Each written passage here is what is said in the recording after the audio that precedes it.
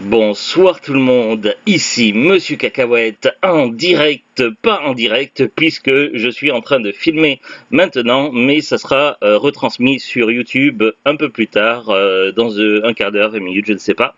Je suis Monsieur Cacahuète et Zou qui est dans la pièce à côté, et puis Nénège qui se balade quelque part, et puis Carla. Aujourd'hui, on est vendredi 28 juin 2024. Il est déjà 22h34 et c'est le week-end. Oui, week-end. Aujourd'hui, dans ce nouvel épisode de Parlons DVD, on a regardé un film coup de cœur pour moi, un film que j'avais déjà vu il y a longtemps et que j'avais adoré. Et du coup, que j'ai fait découvrir à Zoulut parce qu'elle ne le connaissait pas. C'était Complot avec Mel Gibson, Julia Roberts et d'autres acteurs. Ce qu'ils savent est dangereux. Complot. Alors, c'est le genre de film qu'il ne faut pas se faire spoiler. Donc, je vais essayer de faire attention dans ma présentation du film, de ne pas dévoiler des détails importants, tout en résumant rapidement les grandes lignes du film, pour que vous sachiez au moins de quoi ça parle. Évidemment, c'est un film qui parle de complot, c'est certain. On a un personnage qui s'appelle Jerry Fletcher et il est chauffeur de taxi et il a une grande passion, c'est les complots, chercher les complots, étudier tout ce qui se passe autour et il a un petit côté paranoïaque et il aime bien raconter tout ce qu'il pense savoir autour de lui. Du coup, c'est vrai que ça se combine bien avec son métier de chauffeur de taxi puisqu'il est amené à voir du monde. Également, il épluche scrupuleusement les journaux quotidiennement pour pouvoir essayer de déceler tout ce qui n'est pas normal afin de pouvoir dénoncer des complots. D'ailleurs, il tient même une gazette personnelle. Bref, donc notre héros est également tombé amoureux d'une femme incarnée par Julia Roberts seulement il n'ose pas lui avouer ses sentiments. Par contre, elle travaille pour une organisation du gouvernement dont c'est vrai qu'au début on ne sait pas trop de laquelle il s'agit. Mais oui, c'est un genre de ministère.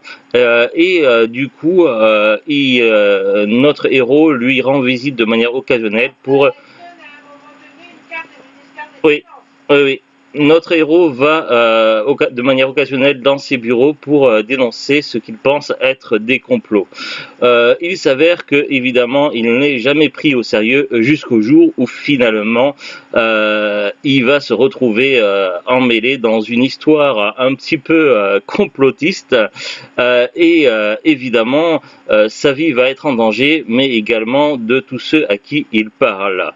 Ce qui fait que ça va devenir s'orienter une nouvelle histoire sur un petit côté thriller, complot, méfiance, paranoïa.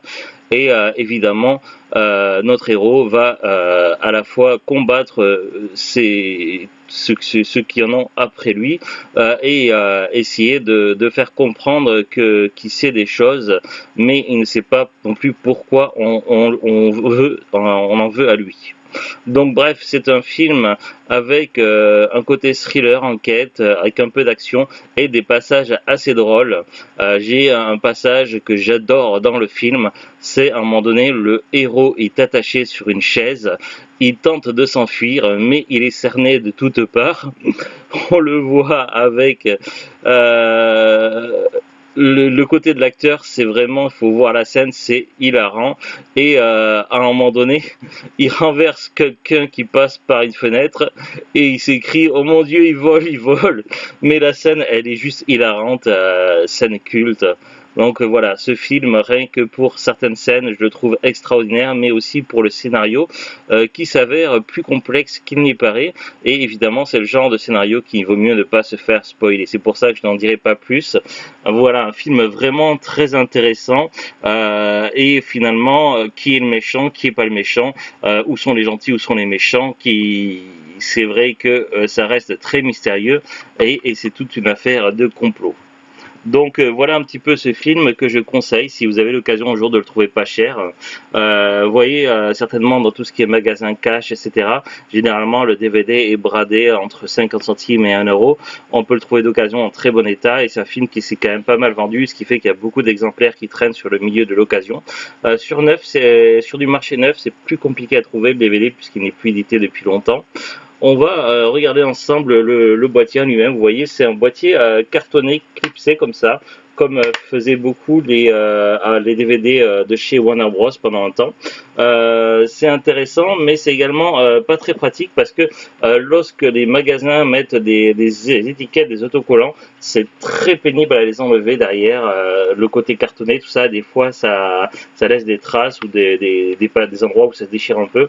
Donc voilà, ce genre de boîtier est intéressant, mais très difficile à nettoyer lorsqu'il y a des étiquettes collées dessus. Hein? Oui, oui. Ces boîtiers-là peuvent se casser aussi, ils sont très fragiles. C'est pour ça qu'ils ont fini par être abandonnés à un moment donné. Mais c'est vrai que au début de l'ère des DVD, Warner Bros faisait beaucoup de boîtiers comme ça. J'en avais eu plein à un moment donné dans ma collection.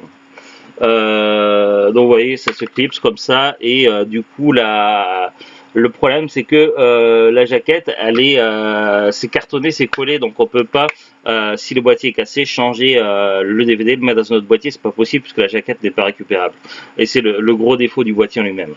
On va quand même lire au dos derrière en espérant qu'il n'y ait pas de spoil.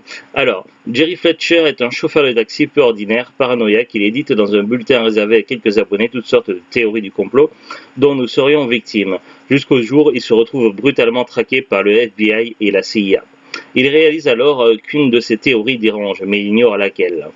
Réalisateur à succès, Richard Donner reforme avec Mel Gibson le duo efficace de L'Arme Fatale pour notre plus grand plaisir. Magnifiquement servi par un scénario original et une mise en scène kamikaze, Mel Gibson et Julia Roberts interprètent brillamment deux personnages embarqués dans une sombre machination, un duo déception pour un film hallucinant. C'est tout à fait ça, vraiment un film qui vaut le coup et ça va, ils n'ont pas à abuser derrière au niveau du synopsis, au niveau des spoils, ça va, ils ont été corrects. On va regarder maintenant ensemble la fiche Wikipédia du film. Attention, c'est parti. Complot ou complot mortel au Québec. Le titre original Conspiracy Theory. Ma foi, le titre français ou le titre anglais Conspiracy Theory conviennent tout à fait.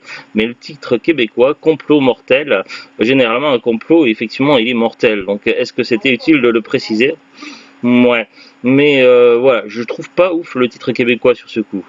C'est vrai que généralement, ils traduisent souvent littéralement les titres des films américains, sauf que là, ils auraient dû écrire Théorie du complot du coup, puisque c'était Conspiracy Theory. Je sais pas. C'est un film américain réalisé par Richard Donner, sorti en 97. Malgré des critiques mitigées, le film est un succès commercial. Ben oui. Les critiques n'ont peut-être pas compris le film, mais le film, j'ai trouvé génial. Durée 129 minutes. Au niveau de la fiche technique, budget 80 millions de dollars. Genre thriller action politique, date de sortie États-Unis le 8 août 97, en France le 20 août 97, classifié R restricted aux États-Unis, tout public en France. Casting Mel Gibson, Julia Roberts, Patrick Stewart, et oui, celui qui joue le professeur X dans les X-Men, mais aussi le commandant Jean-Luc Picard dans Star Trek. Il y a également Steve Caan, Peter Jacobson, Kenneth Tigard, Dean Winters, Troy Garrity, Bert Remsen, Michael Potts, Sean Patrick Thomas, Rick Hoffman, Thomas McCarthy, Silke Kozar, Terry Alexander, John Schwartzman, Michael Seamus Wiles, J. Miles Goodlow et Richard Donner, qui joue un caméo, le passager du taxi au début. Ouais, le type de qui joue le genre de médecin là. Le Ouais, voilà. Je t'avais dit qu'il ressemblait.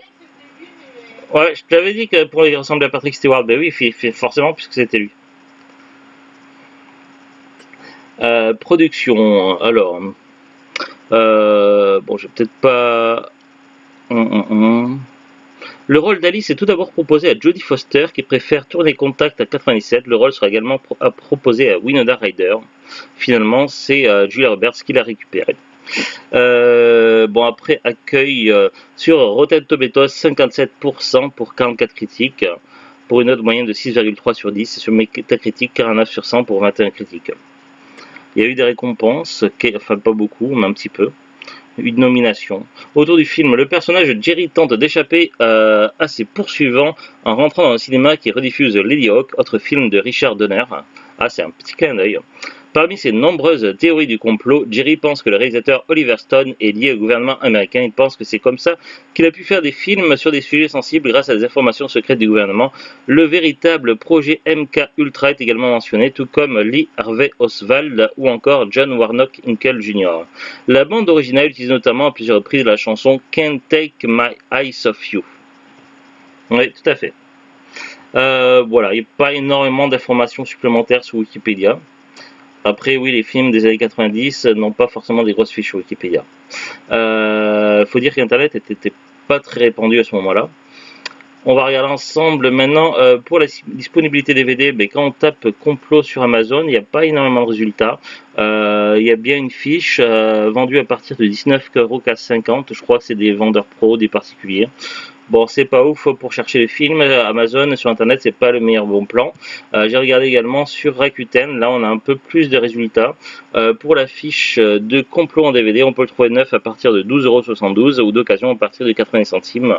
Bah, c'est déjà un peu plus, mais bon, voilà.